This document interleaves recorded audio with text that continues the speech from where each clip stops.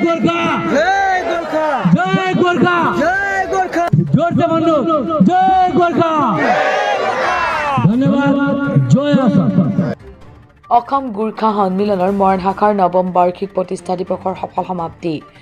মৰাণ ফটিকা চকলি ভুজেল গাঁৱত অসম গোৰ্খা সন্মিলনৰ জৰাণ শাখা সমিতি উদ্যোগত আৰু মহিলা প্ৰকোষ্ঠ শাখা সমিতি সহযোগত একেদিনীয়া বৰ্ণাঢ্য কাৰ্যসূচীৰে নৱম বাৰ্ষিক প্ৰতিষ্ঠা দিৱস উদযাপন কৰা হয়।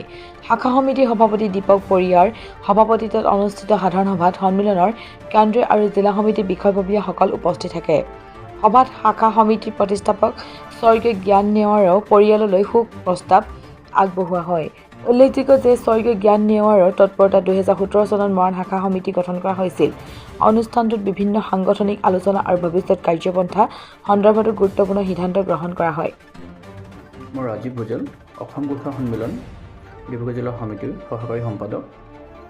আজি অসম গোৰ্খা সন্মিলন মৰাণ শাখা সমিতিৰ উদ্যোগত আৰু মহিলা প্ৰকোষ্ঠ শাখা সমিতিৰ সহযোগত মৰাণ ফটিকা চকলীয়া ভুজেল গাঁৱত এক দিনজোৰা কাৰ্যসূচীৰে নৱম বাৰ্ষিক প্ৰতিষ্ঠা দিৱস অনুষ্ঠিত হয়। এই সভাত অসম গোৰ্খা সন্মিলন মৰাণ শাখা সমিতিৰ সভাপতি দীপক পৰিয়াৰ ডাঙৰীয়াৰ সভাপতিত্বত এই সভা পৰিচালনা হয় আৰু এই সভাত উপস্থিত থাকে অসম গোৰ্খা সন্মিলন কেন্দ্ৰীয় সমিতিৰ সদস্য প্ৰেম চেত্ৰী ডাঙৰীয়া, মহিলা প্ৰকোষ্ঠ কেন্দ্ৰীয় সমিতিৰ আহ্বায়িকা মীনাখাতী ডাঙৰীয়ানী, অসম গোৰ্খা সন্মিলন ডিব্ৰুগড় জিলা সমিতিৰ সভাপতি মোহন উপাধ্যায় ডাঙৰীয়া, সাধাৰণ সম্পাদক লাল কুমাৰ ডাঙৰীয়া, কাৰ্যকৰী সভাপতি ৰাজীৱ মহন্ত ডাঙৰীয়া আৰু মৰাণ প্ৰকোষ্ঠ মহিলা ডিব্ৰুগড় জিলা সমিতিৰ সভানেত্ৰী সম্পাদিকা আৰু ডিব্ৰুগড় জিলাৰ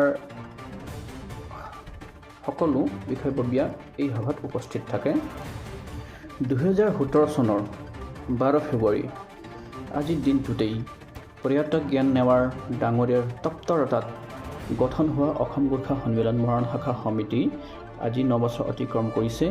এই সভাত মৰাণ শাখা সমিতিৰ প্ৰতিষ্ঠাপক জ্ঞান নেৱাৰ ডাঙৰীয়াৰ পৰিয়ালক অসম গোৰ্খা সন্মিলন মৰাণ শাখা সমিতিৰ তৰফৰ পৰা শোকবাৰ্তা প্ৰদান কৰে। এই সভাৰ স্পেচিয়েলি সহযোগ কৰা মোৰ এই শাখা সমিতিৰ সভাপতি দীপক পৰিয়াৰ ডাঙৰীয়া, সম্পাদক দীপক চেত্ৰী ডাঙৰীয়া, উপসভাপতি দুৰ্গা ভোজেল ডাঙৰীয়া, সম্পাদক দীপন চেত্ৰী,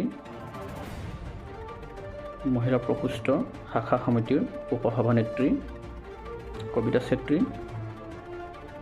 সম্পাদিকা ৰীতা উপাধ্যায় ডাঙৰীয়ানীক মই অসম গোৰ্খা সন্মিলন ডিব্ৰুগড় জিলা সমিতিৰ তৰফৰ পৰা মই ধন্যবাদ জ্ঞাপন কৰিছোঁ।